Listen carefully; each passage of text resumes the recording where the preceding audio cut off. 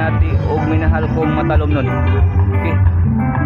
Mauna na preparation sa ato ang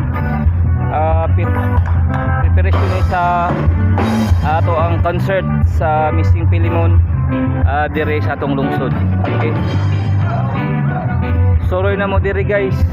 Kuandera no sa pizza November 17 nya dispira sa ato ang Foundation Day o Seafood Festival sa lungsod sa Matalom. Okay. Iko pipi live dire sa area kung diin pagahimoon ang music festival dire sa lungsod sa Matalom, Leyte, Philippines. Okay, live da dire sa area nga pagahimuon sa kuan guys. Pagahimuon ang concert ni Missing Pilimon